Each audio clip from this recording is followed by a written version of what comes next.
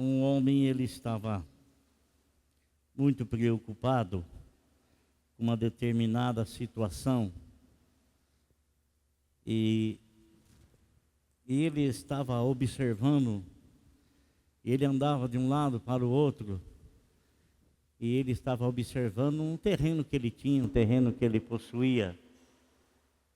Ele ia para lá, ia para cá, ia para lá, ia para cá, e ele ficou horas, tempos ali, e de repente uma pessoa ficou meio, quis indagar, por que ele estava assim olhando o terreno de um lado para o outro, de um lado para o outro, de um lado para o outro. E essa pessoa o indagou, disse para ele: escuta, o que você está esperando aí? Eu estou vendo o terreno aqui, se vai florescer. E o rapaz falou assim, perguntou para ele: mas você plantou alguma coisa aí? Ele falou: não plantei nada. Então o rapaz falou: mas como é que você espera colher coisas que você não plantou? Um outro, ele tinha umas terras, muitas terras, e quando, no momento propício, ele arou aquelas terras, trabalhou aquela terra e jogou uma semente naquela terra. E naquele ano tudo cooperou para que houvesse, o clima cooperou para que houvesse uma produção muito grande. E verdadeiramente ele ficou admirado quando ele percebeu os frutos que ele haveria de colher, que não seriam poucos, seriam muitos. E ele, nessa preocupação, ele disse: bom, eu vou ter que desmanchar os meus celeiros, porque não vai comportar essa grande colheita que eu vou fazer. E realmente ele desmanchou os celeiros, fez outros celeiros maiores, e ele colheu porque ele havia plantado, colheu porque ele havia semeado. E a vida é assim: se você não plantar, você também não colhe. Se você plantar, você colhe. Se você plantar coisas boas, você há de colher coisas boas. Se você plantar aquilo que não presta que você vai colher.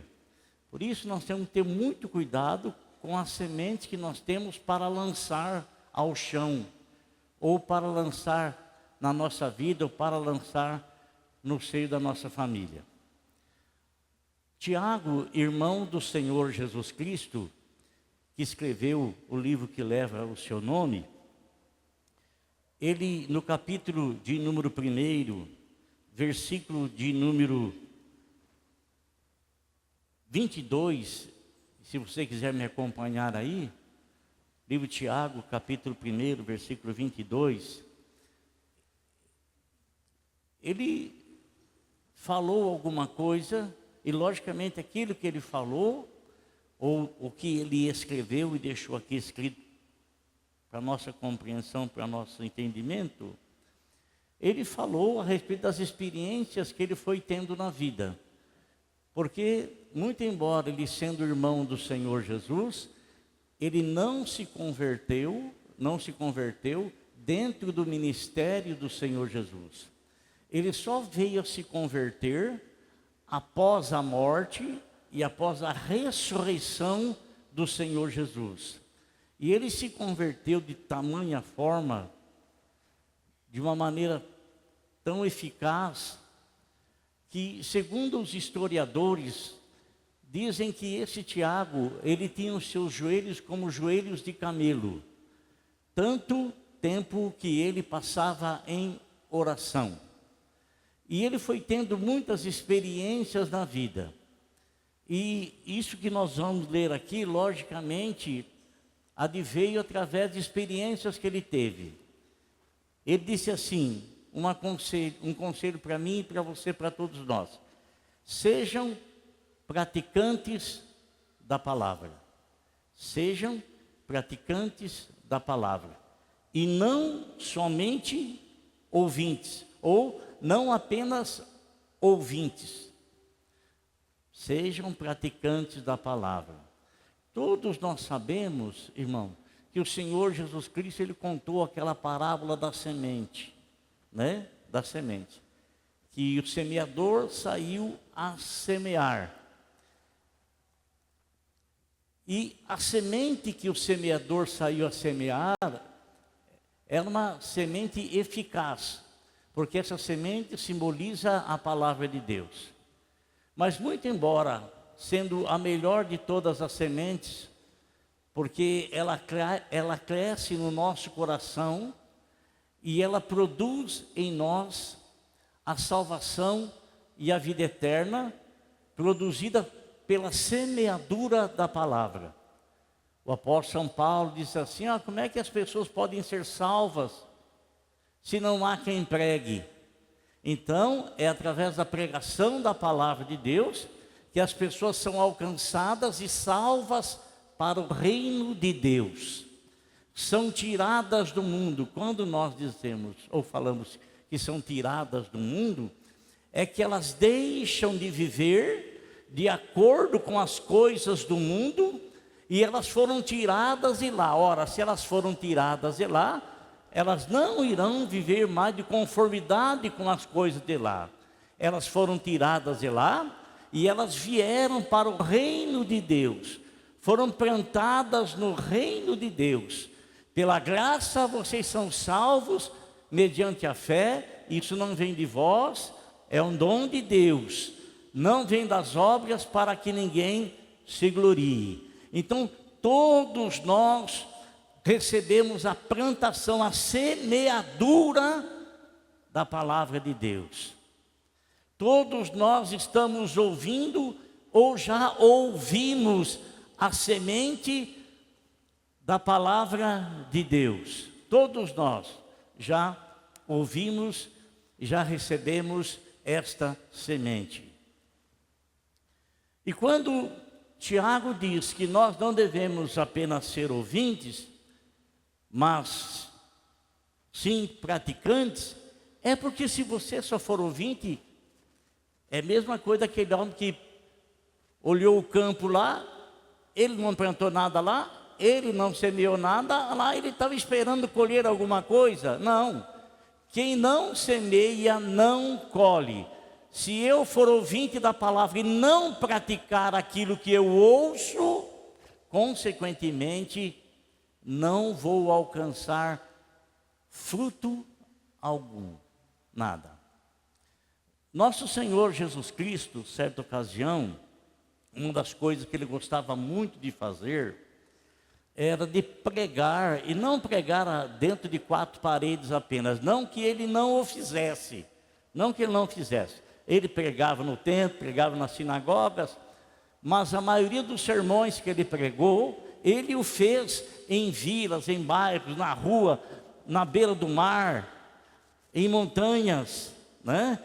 Quando ele multiplicou 5 pães e 2 peixes para 5.000 homens, se contar as mulheres e crianças, ele estava numa montanha. Então, ele pregava, ele não perdia a oportunidade de semear a palavra de Deus. E numa dessas ocasiões, ele estava passando à beira do lago de Genezaré, que também é chamado de Mar da Galileia, né? Lago de Genezaré. Fala-se mar, né? Mas na verdade é um lago gigantesco de água doce, que é formado porque o Rio Jordão desemboca nele, né? Então, um enorme lago, um lago muito grande, lago de Genezaré. E o Senhor Jesus pregou vários sermões ali. E o Senhor Jesus, amado irmão, ele tinha assim uma sabedoria imensa, imensa, imensa, imensa. Ele pregava para 5.000 pessoas, como ele fez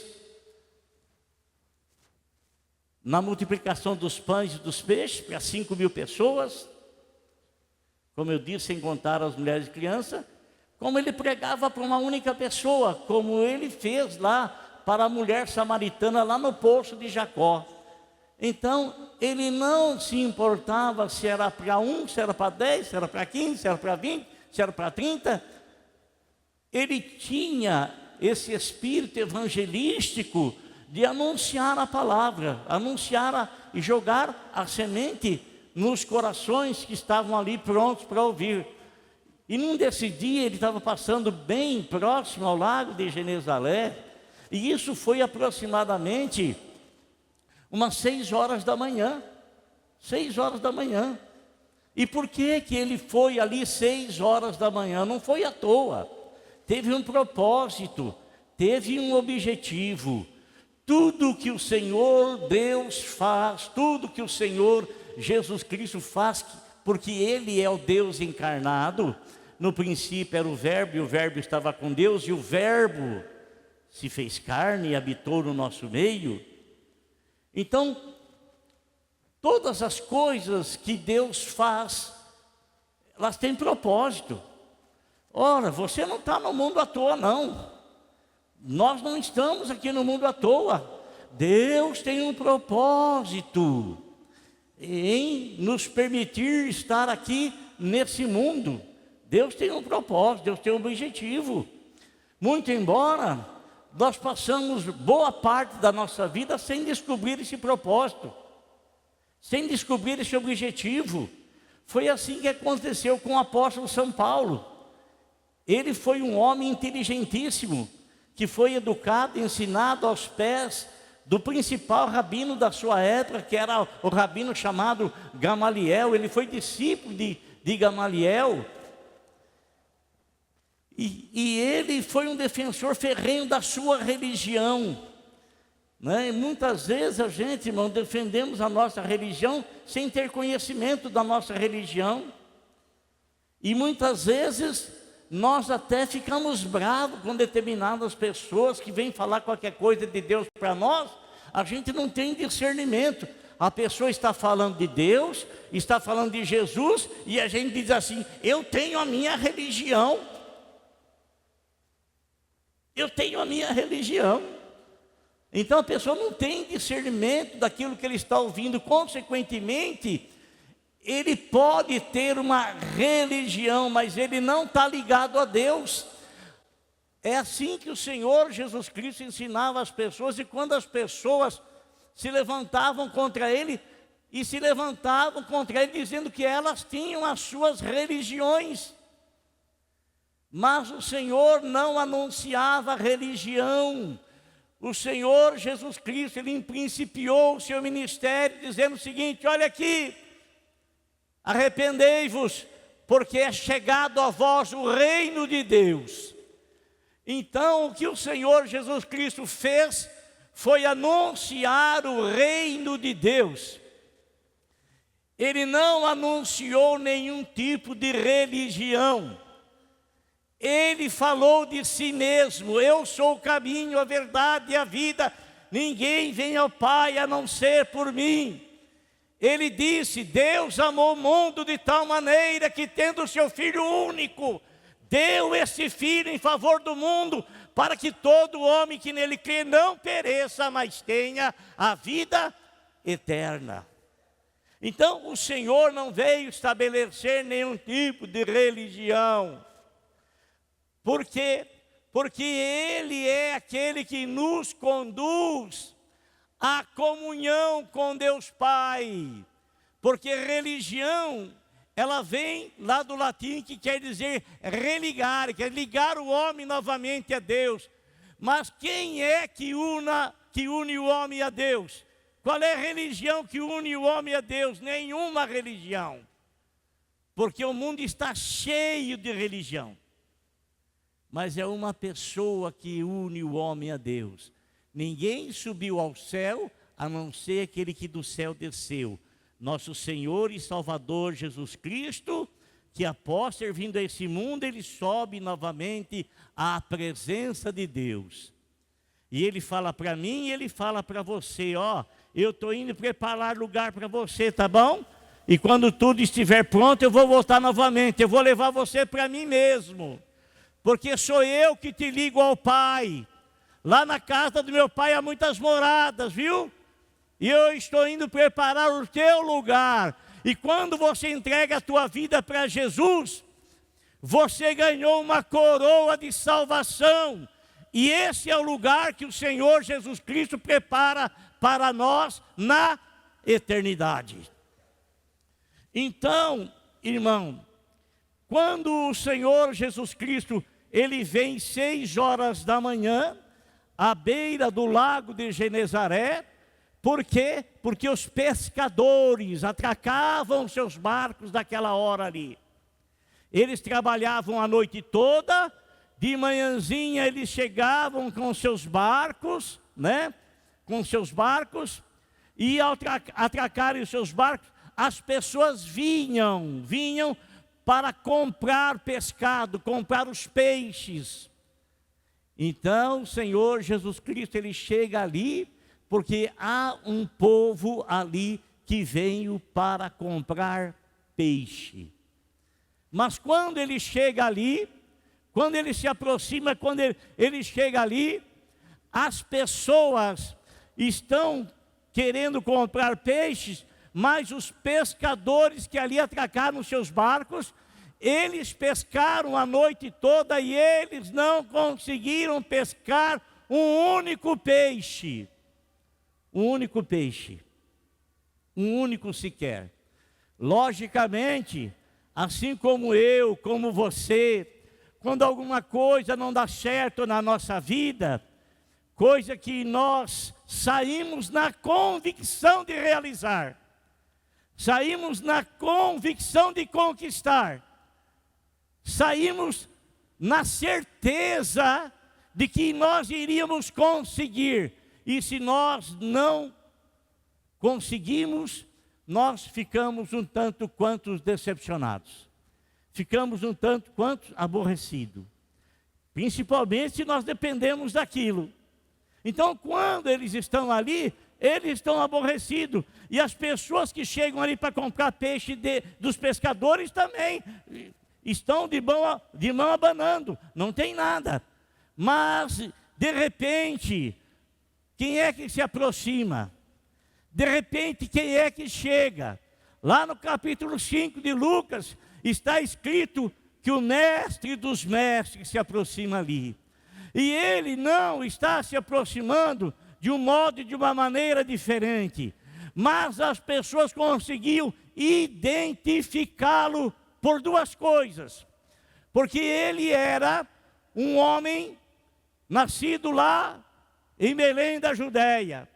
Viveu em Nazaré. Então ele era chamado de Nazareno. Mas ele também tinha e era considerado um nazireu. E o nazireu era alguém que tinha a sua vida consagrada a Deus desde o ventre. Os seus pais o consagravam a Deus desde o ventre. E como é então que se distinguia um nazireu das demais pessoas? É porque o nazireu, ele não passava navalha nos seus cabelos, não cortava o cabelo. E ele também não cortava as suas barbas. Não cortava. Então, distinguia-se uma pessoa consagrada ao Senhor dos demais através disso. E nosso Senhor Jesus Cristo, quando o anjo Gabriel vem anunciar para Maria que ela estava grávida, e ele então foi consagrado ao Senhor desde o ventre, e teria a vida dele toda dedicada ao Senhor. Era o ofício do nazireado. Então, amado, ele chega ali, e quando as pessoas o veem, a atenção das pessoas é chamada. E eles, na sua grande maioria, já tinham ouvido falar dele, e já tinham presenciado coisas que ele havia feito. Coisas que ele havia feito. Mas talvez, muito embora, essas pessoas já haviam presenciado coisas que o Senhor havia feito, ou pelo menos ouvido coisas que o Senhor havia feito, talvez na vida delas em particular, não tinha acontecido nada ainda. Quem sabe você já ouviu alguém dizer para você as coisas que Deus fez na vida dessa pessoa.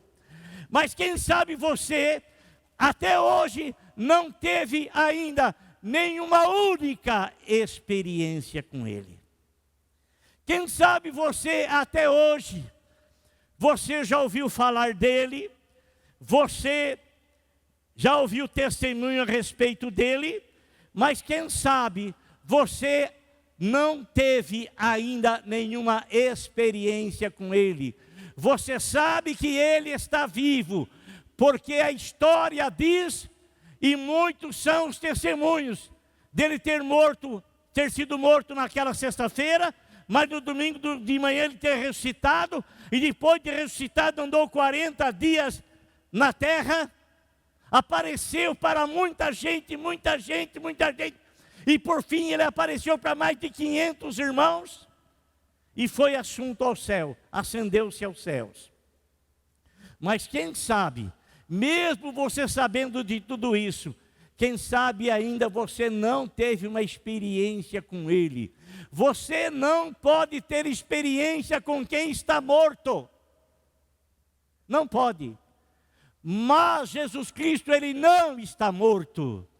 Ele está vivo. Então você pode ter experiências com Ele. Mas quem sabe até hoje você não teve ainda. Quem sabe, até hoje, você não teve nenhum tipo de relacionamento com Ele, nenhum tipo de intimidade com Ele. Quem sabe até hoje, você cita o nome dEle por um costume e por um hábito, mas na verdade você não cita o nome dEle por um relacionamento que você tem com Ele, por uma ligação que você tem com Ele, por uma intimidade que você tem com Ele. Quem sabe?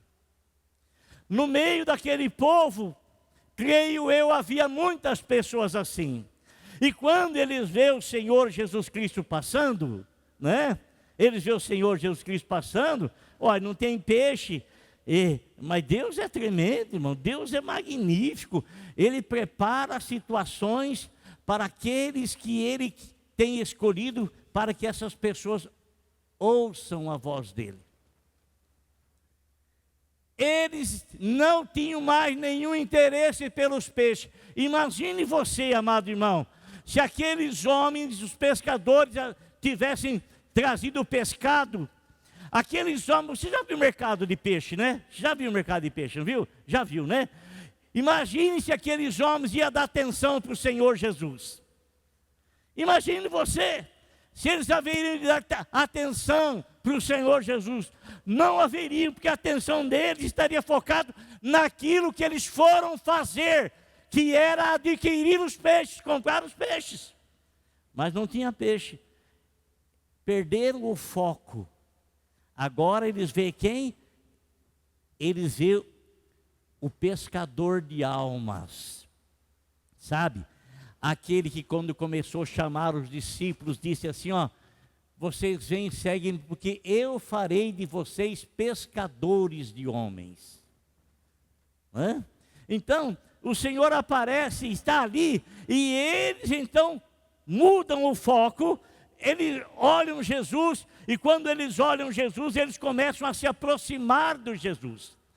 Começam a se aproximar dele. E o Senhor Jesus Cristo começa então a lhes transmitir a palavra de Deus. Não está narrado qual era o sermão, qual foi o sermão que ele pregou, mas com certeza foi um sermão especificando que nós devemos colocar a nossa fé em ação. Porque a fé sem obras, ela é uma fé morta. E a fé, quando age, é uma fé que está dando vida. O Senhor começa a dizer para eles, creio eu, talvez, aquilo que o irmão dele, Tiago, posteriormente veio escrever, não sejam apenas ouvintes da palavra, mas pratiquem se você quiser ter resultado. Se você quiser ter resultado. Olha, irmão, quanto de vocês gostam do óculos que vocês usam? Quem é que gosta? Eu não gosto.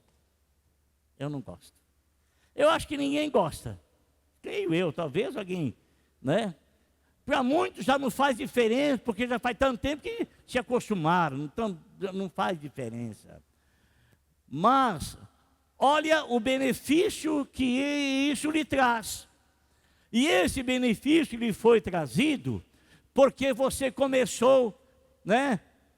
Depois do 40 principalmente, mas isso acontece com muita gente antes dos 40. E você começa a esticar o braço para poder ler, e você não consegue mais, né? Aí o que você faz? Não, eu preciso ir no oftalmologista.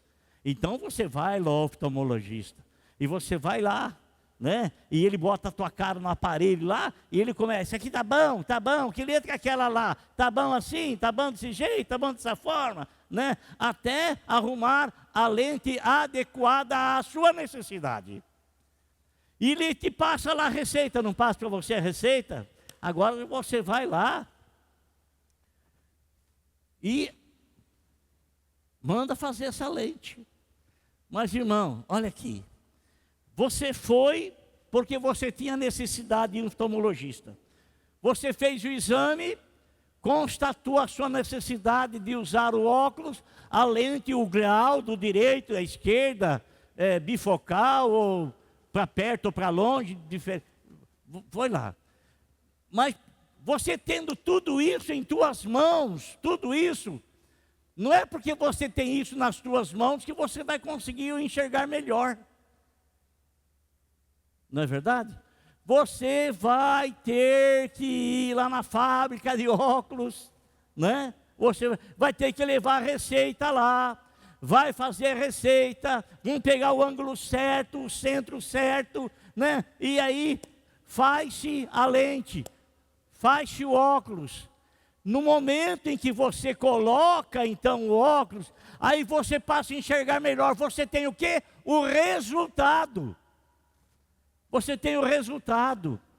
Então, quando o Senhor estava ensinando-os e estava dizendo para eles, olha aqui, se vocês apenas ouvirem o que eu falo, a palavra vai ficar infrutífera na vida de vocês.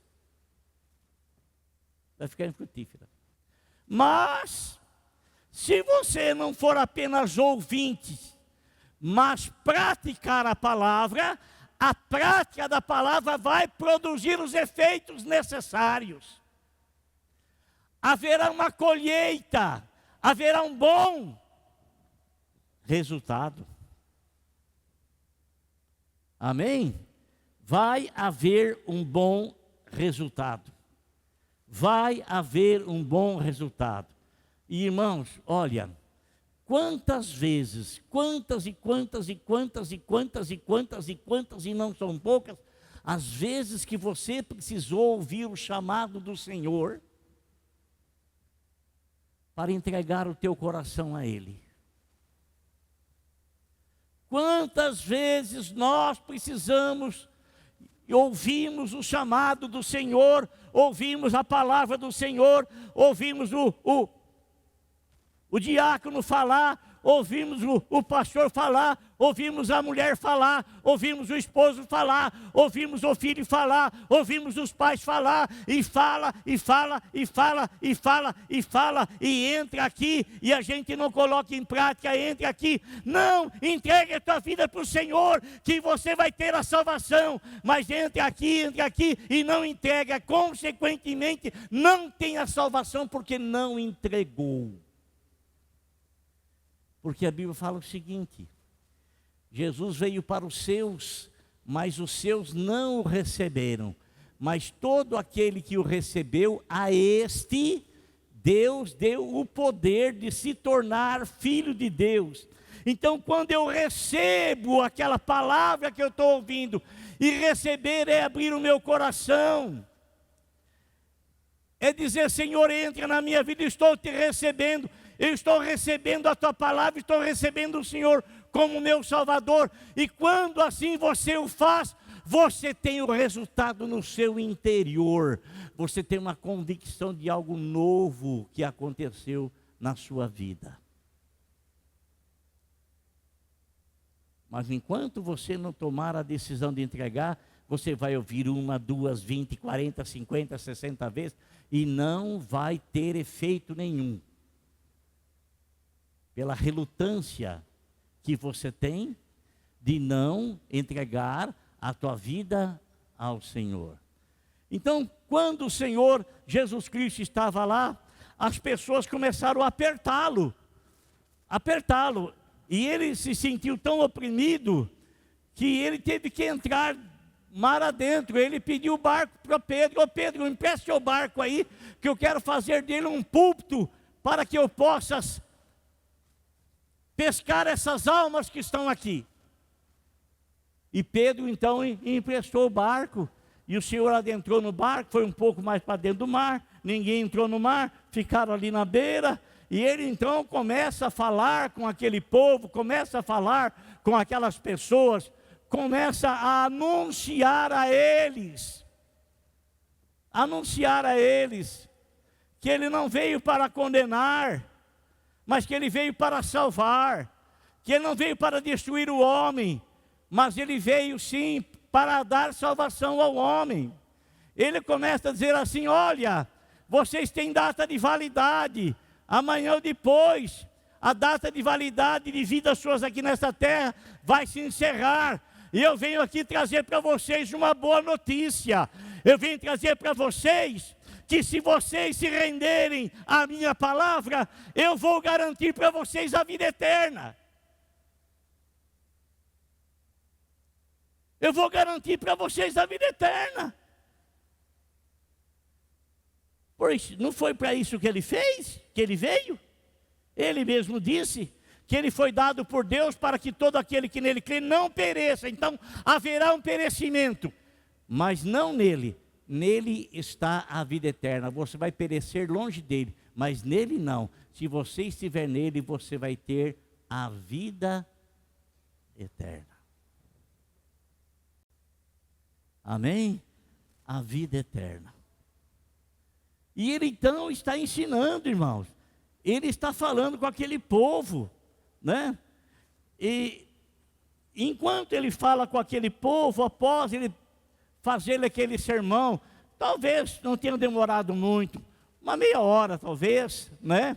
E os olhos de todos estavam fitos nele, né? Até aqueles pescadores, que dentre eles estava Pedro e mais alguns, né? Estavam lavando a rede, porque pescaram a noite toda, não deu peixe nenhum. Vou lavar a rede e preparar para a noite seguinte, né?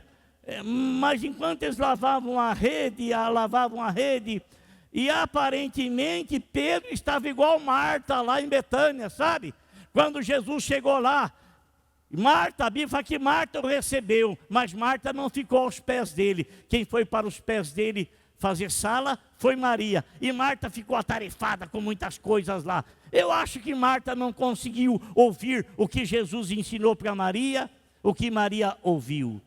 Quem sabe Pedro estava lá lavando as redes, mas pela resposta que ele vai dar para o Senhor, percebemos que ele estava de ouvido ligado naquilo que Jesus Cristo estava dizendo.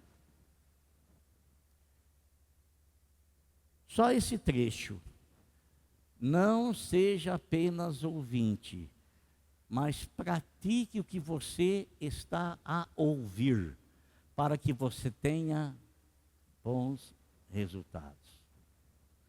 Presta atenção que eu vou falar para você, hein? Não pense você que a bênção de Deus deixa eu explicar bem para não ter. Porque muitas pessoas elas confundem as coisas, irmão. Ela acha porque a pessoa próspera é porque Deus está abençoando a vida da pessoa. Tem muito ateu que tem a vida próspera, irmão. Né? Tem muito traficante que tem a vida próspera, financeiramente. Tem muita gente que tem a vida próspera roubando, mentindo, enganando. Tem muito. Isso não quer dizer que Deus está com essas pessoas. Não quer dizer. Então não confunda. A prosperidade, ela não vem em um único sentido. A prosperidade engloba todo o ser do homem.